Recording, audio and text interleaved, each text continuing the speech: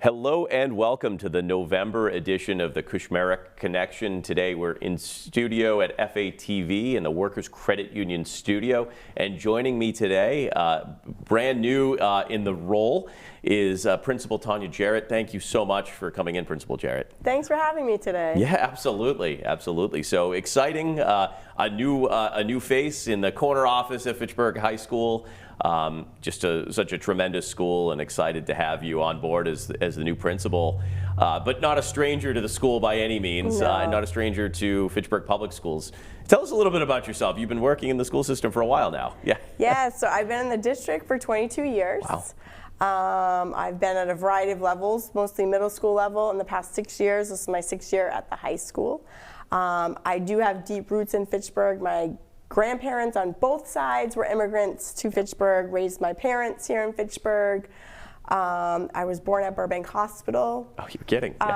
So I lived in Fitchburg until about middle school age, and my parents had moved to Templeton where they built a house, and I graduated from there. But my parents are Fitchburg alumni, many cousins and aunts and uncles involved in different parts of Fitchburg. So Fitchburg has always been my home. Sure. Born and raised, literally. Yeah. Absolutely. Yeah. And so 22 years in Fitchburg Public Schools, I couldn't imagine myself anywhere else.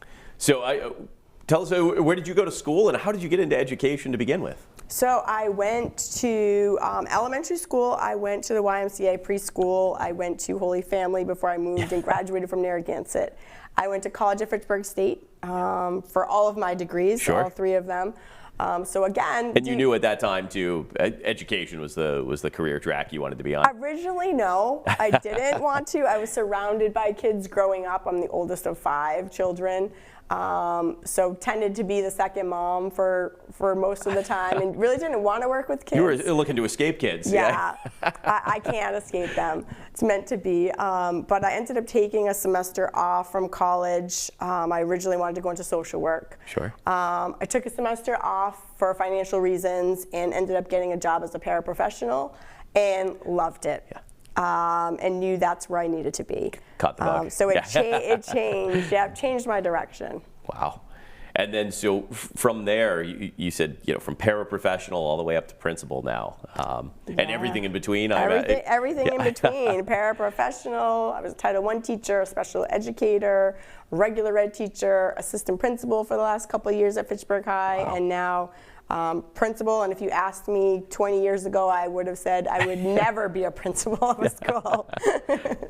So in 22 years, I'm sure you've seen some dramatic shifts in both the educational landscape, but also at a district level too. Can you talk a little bit about the good, the bad, and the ugly of those 22 years and how things have changed and grown? Yeah, I think the district has always, despite different leadership, has always cared about the students and families in our community. And I think that makes Fitchburg unique. I think we truly are a community within the school too. I taught 1 year outside of Fitchburg. I did my student teaching here, left for a year, and I only lasted 1 year, and I came right back because the sense of community that's right in our schools, you can't compare. I've seen a lot of changes over 22 years just with students and the students in our community. When I first started, there was a lot of gang issues in the early 2000s, and that has changed. The landscape has changed a lot in these past 20 years. A lot of it now is more mental health and the social emotional well-being of our students and the challenges that they face. I think COVID has magnified that for our students, and coming back, have really struggled just coming back from being away from school for 2 years. Yeah, I think that's a trend we're hearing across the entire Commonwealth, is that the mental health issues are exponentially greater and more frequent than before COVID. And I hope if there's a silver lining that comes out of COVID in our school systems, it's that mental health is now just a more common topic, right? Mm-hmm. And there isn't the same stigma attached to it or associated with it anymore. Of people talk fairly openly, administrators, students, parents, about mental health and social emotional well-being in our schools. And I think that's a good thing. I realize that places incredible burden and stress on administrators, but hopefully when we get to kind of the tail end of this, we have really the support systems and wraparound services to help these students and set them up for that long-term path. Right. We've increased the amount of clinical interventionists at the high school so we can meet the demand and the need, and I think that's important. Students want the help. Yeah. You would think in the past there's been certain students or males that don't want those services, but it's really not true. They're very open. Yeah. They want the help. They're crying out for the help. So to be able to provide that support is hugely important. I just think about, the fact that you have clinical interventionists in the public school system, and think back to when you first started the field, maybe you had a couple of guidance counselors that also had some background training. Right, that's it. Yeah, it's so a silver lining, and hopefully hopefully something positive we can build on. Absolutely. Right? If they don't have that, they can't access the academics. Right. It's not something that you can ignore and just go straight to the academics. They need to be in that mindset and ready to learn, and so they need the extra support. Right. So education in 22 years, that's changed a lot. That didn't exist 22 years ago, like you said, And I think about coming in as a new principal, on the heels of 2 years of a pandemic that really ravaged our school systems and made us rethink everything we knew about education.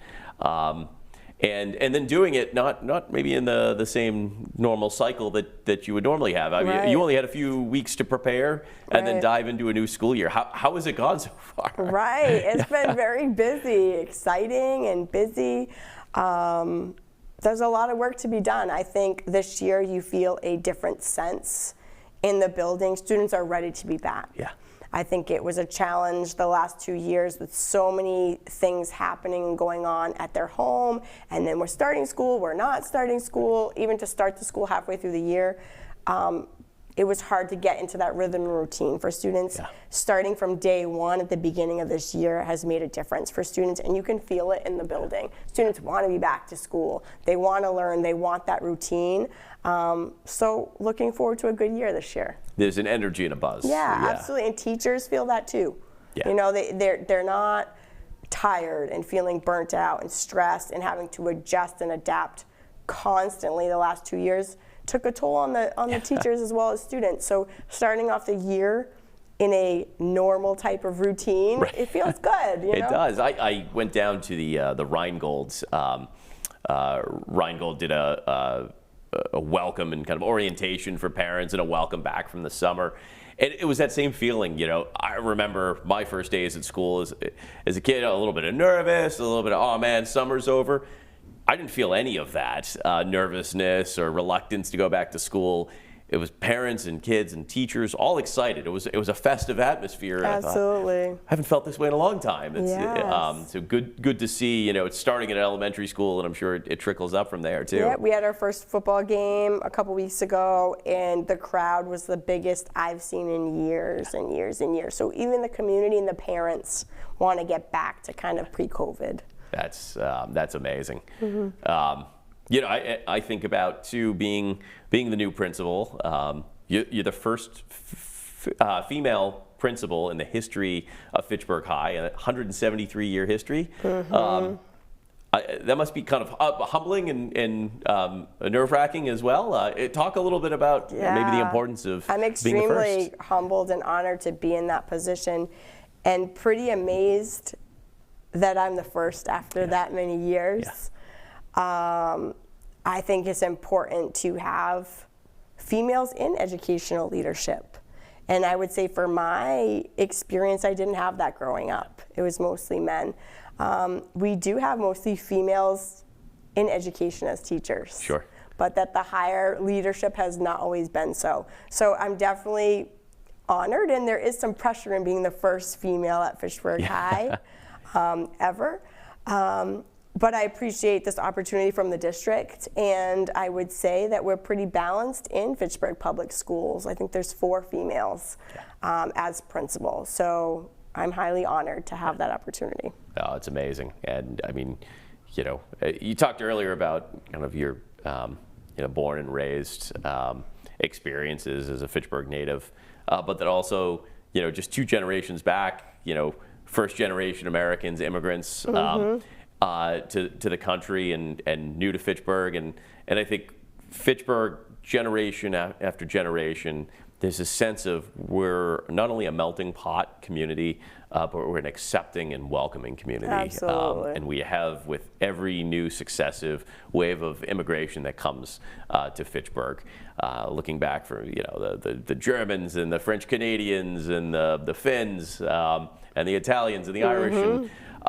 And now with our newest waves of immigration, and it's exciting. You go to Fitchburg High, and across all of Fitchburg public schools, more than 70% of our students are either first generation students of color or speak a language other than English as their first language at home, and that's just remarkable to me in thinking about just the melting pot. Absolutely. I'm sure there's some challenges that come with it, but just last month, we had Theo Demosthenes on the show talking about just empowering that next generation and just kind of their mindset of being bold young leaders. Can you talk a little bit about that excitement that must be having just such an incredibly diverse student body? I think that's what makes Fitchburg Fitchburg, and that's why I wouldn't want to be anywhere else. Where can you go where you can be in one place and meet people from 30 different countries? Right? I don't even need to travel. I get to meet people from all over the world. And I think that's another healthy sign coming out of COVID is just in the last couple of weeks, we've had so many new students enroll from all over the world. Brazil and Mexico, Honduras. And so it's such a welcoming environment that they feel accepted. And I talked to a parent the other day and he said, my student feels so happy to be here. He feels so welcomed. And this is a student that doesn't speak English, that came from another country.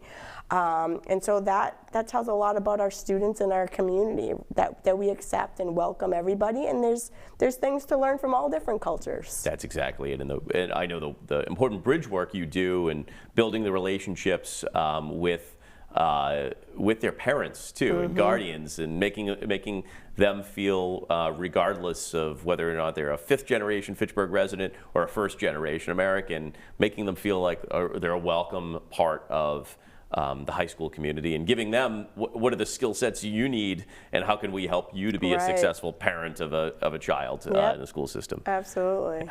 Yeah. Well, doing amazing work. So thrilled to have you on board, and looking forward to partnering with you in the years ahead. There's so much work to do, and career innovation pathways, and looking forward to partnering with you on bringing some funding and resources to some of these programs. But welcome aboard, and thank you for coming on the show. Thanks so much. We'll see you soon. All right. Stay tuned. We'll be right back.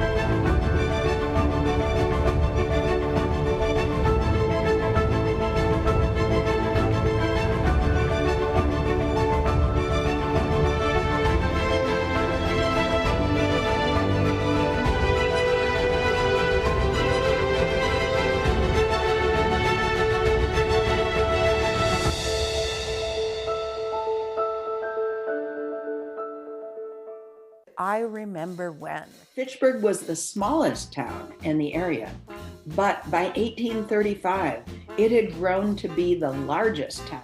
By 1840 and 50, most Fitchburg residents had become abolitionists. Another early industry in Fitchburg that still continues today is scythe making. Women used to have to spin yarn and weave cloth themselves, but now it was being made in factories, cutting down and exporting its wood to build cities up and down the East Coast, and of course, for making paper. Starting in the 1800s, the population becomes much more diverse. Fitchburg Machine Works expanded widely. After World War II, Main Street was lively.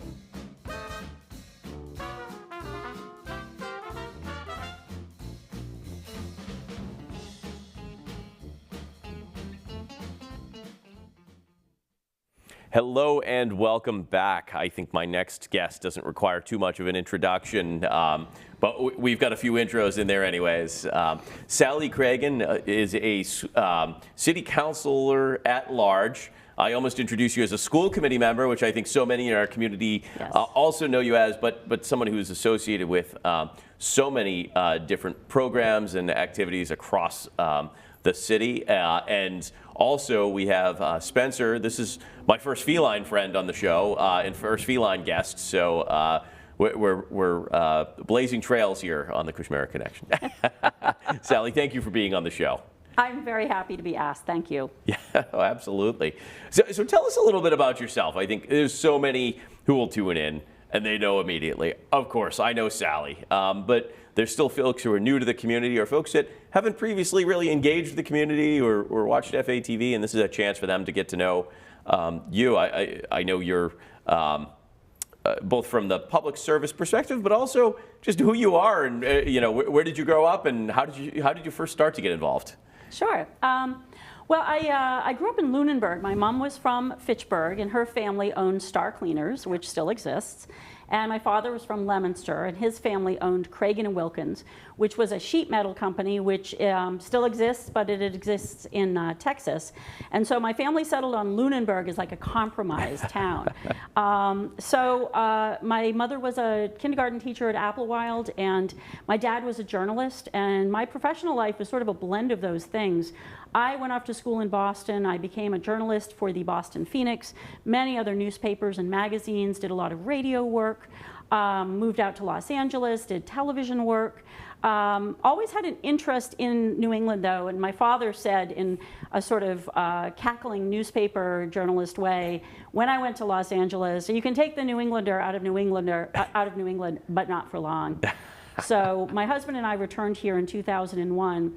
And my first public service was serving on the Fitchburg Historical Society board, and my mother was the chair of Stratton Players. And I kind of, when my friend Lisa Wong ran for mayor, I realized I will help you campaign. Yeah.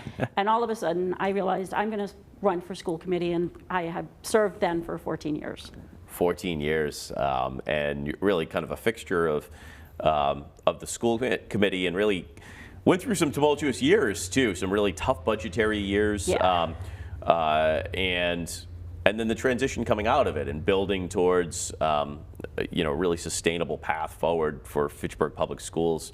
Talk a little bit about those early years of being on the school committee, and then obviously the years with the recession. Yeah. How did you had to learn on the fly the job and learn the landscape, but soon I think really became really a fixture and a leader on the school committee. Oh, well, thank you.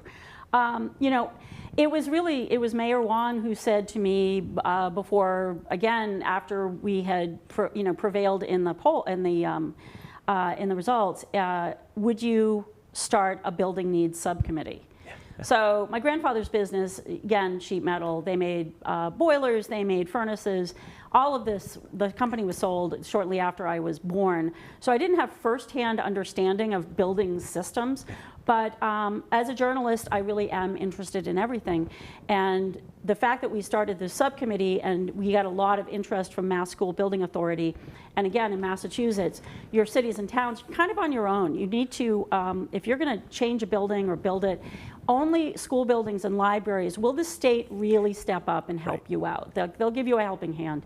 And we established good relationships with Mass School Building Authority because we took our building problems very seriously. 40-year-old boilers that had a lifespan of 25 years, leaking roofs, windows that didn't open or didn't have screens, or all of this stuff, and none of it had been attended. And when you have good leadership in the school department, which we certainly did and certainly do, putting things on an agenda and having people be responsible and meeting, I mean, I think we met twice a month for the first 18 months of school committee just on buildings alone. Right. And that persistence and consistency is what turned the tide. Even when the economic downturn happened in 2008, and then that ripple effect, you know, spread across 3+ years. Right. But we were in the right place because we'd done the work. You know, I think it's that deferred maintenance for 40 years, right? And it was citywide. This idea of we'll kind of kick the can down the road and we'll deal with that problem tomorrow or next week or next year. And, you know, I think it all really came to a head around the time of the recession. And to your point, you know, I think Fitchburg Public Schools has just done an amazing job of tackling that deferred maintenance, creating a real schedule and realizing, listen, we're not going to do it all in 1 year. And we're still not done, right? It's something you started back in the 2000s. We're still going on, and, you know, and we can never really finish, but, you know, there's huge projects that still remain, but, you know, the considerable work that's been done, and that doesn't happen without that real due diligence of inventorying what we have and then creating that schedule of no matter what, every year we'll take one step forward in tackling these issues. And now we're at the point, and you get to see this and be a part of it as a city councilor now of taking that huge next step of building a whole new school. With a new Crocker Elementary School, and that'll just be fantastic for the community. And you know, I know that must be really a kind of a momentous occasion for you and that kind of lifespan of working on school facilities. So it definitely the Wednesday meeting we had where we approved the loan order, both for the library, which I'm really looking forward to as well, and the new Crocker School development. It was just transcendent to be sitting as a city councilor making the motion, yes, we approve, and this has been in the works for so long. And what you really need in public service is the persistence, but also the patience and the understanding that if you keep showing up to it and you keep making sure everyone is rowing in the right direction, basically, that you will get there. And that new school will be glorious. It's beautiful. It will be very energy efficient. It's in a landscape that has, you know, a lot of woods, a lot of acreage. There is room to expand should 3 generations hence decide, oh, we need to, you know, build onto this. So it's exciting to see that. I live 1 day a week at the Fitchburg Historical Society, really researching the century before this one. And I get a lot of inspiration from the town leaders who, you know, expanded the fire department, who really took the schooling of the new immigrants very seriously and provided night classes, and also the factory owners who made sure that they did stop hiring, you know, children when that became something you just didn't do. So it's you know, this is a fascinating place, not just today and tomorrow, but also today and yesterday. Right. Now, speaking of fascinating, we have our first feline guest on. Yeah. Would you like to introduce our guest? I would be happy to. So his name is Spencer, and he is 14 years old. He is a sort of an American Bombay mix. You can tell, I think his eyes are looking sort of green amber right now, and he is a registered therapy cat with B-positive therapy pets and community education. He goes to Rheingold School, will be starting soon on Mondays, and he works with the Learning Perspectives kids, and they read him a story, and he gets very relaxed, and they get to pet him, and everyone's happy, and the kids improve their reading, and we'll be up at the high school. I talked to Ms. Jarrett, and we will be there speaking about you know, taking care of pets. And we started Be Positive around the time that the Fitchburg had briefly an animal shelter. Yep. And we now, of course, our animal control works with a number of shelters because it's dogs and cats who come along. But the most important thing for Be Positive is providing therapy pets and the education for our residents about the importance of spaying, neutering, and rabies vaccines, because there is rabies in north central Massachusetts. If your pet goes out of doors, they have to have a rabies shot, and that is required by law for dogs.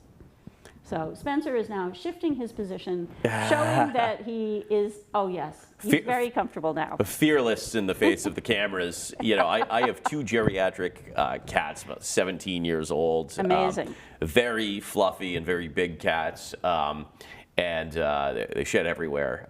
But if I tried to put them on in front of a camera with bright lights on, they would be darting into every corner of this room. They'd be the furthest thing away. So this is such a well-behaved cat, and right, it's exactly what you want in a therapy cat. Well, you do, and I should have brought my therapy cat book, because I have a small publishing company with artist Catherine Swanty, and we created the only book about how to train a therapy cat that I'm aware of, like on the globe. Really? And it's really, it's a step-by-step. How you start. You can start with a young cat, but you can also start with older cats. And just folks, if you need a pet, please check out adult and senior animals. They are trained. They know how to behave. They don't chew shoes. They're not going to shred a couch. He is a very mellow guy, and he's very, he's very serene, and that serenity, translates to the humans he's around. And he spends a lot of time. He learned how to wear a collar. He learned how to wear a leash. He likes to be on a flat surface. Next time we come, we'll put a chair for him. That's right. He likes that. Yeah, absolutely. Yeah, pull up a third chair and. Yeah, but Fitchburg, I should mention also, Fitchburg is the leader in the Commonwealth for therapy pets in classrooms. Wow. There is no public school district that has as much programs and as much sort of integration of this into schoolrooms with our public school students. So it's pretty exciting. We're going to be presenting at the Mass Association of School Committees representing Fitchburg Public Schools in November. And I talked to folks like all over the state. How do we start this program? Because people they're very nervous. Oh, what about allergies? And well, and you can tell people's responses, like how they have dealt with an animal, by the questions or comments that we get. And Sure. sometimes with very young children, they'll say, oh, I don't like cats, they scratch. And I say, well, he's a total gentleman, and he has no interest in scratching anyone. He just wants you to read him a story. That's right. So yeah, that's you. I mentioned you. That's right. So, Sally, with the last couple of minutes we have, and I really like asking this question because it gives such a unique perspective from each person about their vantage point of the city. But I guess with our last minute, what leaves you optimistic about the future of Fitchburg? You've been so active and you've participated in so many different facets. What gets you excited and optimistic and hopeful for our future? Really the people. In the 1990s, I wrote a column called Tales from Tri-Town for the late lamented Worcester Phoenix newspaper. I never ran out of stories about individuals like having apple orchards or having chickens or having a little diner, and it's really the individuals. Fitchburg is the most creative place I've lived. And I've lived in St. Louis, Los Angeles, sort of part-time in New York City, and many years in Boston. And the high quality of people wanting to help one another, but also being imaginative, is part of what makes Fitchburg truly great. Plus our really wonderful school system and very, very diligent and caring and imaginative teachers. I think you just said it perfectly, right? I think Fitchburg and North Central Massachusetts, Fitchburg, Lunenburg, Leominster, we collaborate better than anybody else, better than any other region in the Commonwealth. And so I think that's been a recurring theme on this show, and one that will continue to really amplify. To our viewers at home, I want to thank you so much for tuning in. Sally Cragen, thank you so much for coming on the show. Spencer the cat, thank you. And stay tuned, folks. We'll be back in December with the next episode of Kushmerek Connection. Have a wonderful holiday season.